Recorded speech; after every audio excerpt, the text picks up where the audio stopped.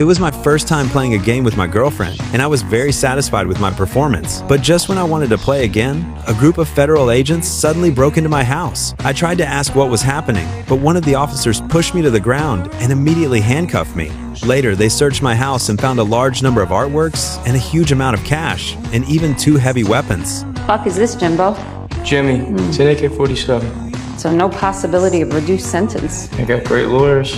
They turn water into wine? Facing the accusations from the police, I didn't panic at all. I knew that even if I ended up in prison, my father would definitely find a way to get me out. However, what I didn't expect was that this time, my father, in order to protect the family's interests, made a compromise with the prosecutor. He told me that if I pleaded guilty, the judge would only sentence me to 4 years in prison. Although I found it hard to accept, I reluctantly agreed under my father's insistence. So, in court, I publicly admitted my crimes. But later, the judge claimed that I had possessed heavy weapons for my own personal interests and sentenced me directly to 10 years in prison.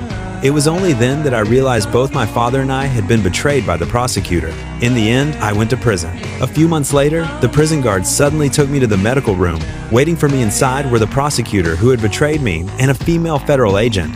The female agent said that she had found out I was doing quite well in prison. I had built friendly relationships with all the major gangs and was even running my own business inside. They valued my ability to get along with anyone, so they wanted to make a deal with me. They wanted me to get close to a serial killer who had murdered many people. The police had never found the victims' bodies, so they needed me to obtain more useful information.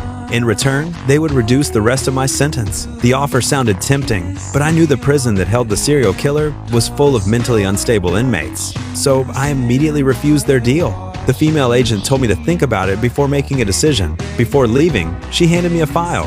That night, when I opened the file, I was deeply shocked by what I saw. The killer had already murdered more than a dozen people, all of them young girls. Yet, all the clues pointed to a man with a thick beard. The strange thing was, the police had never found any bodies, which prevented them from convicting him.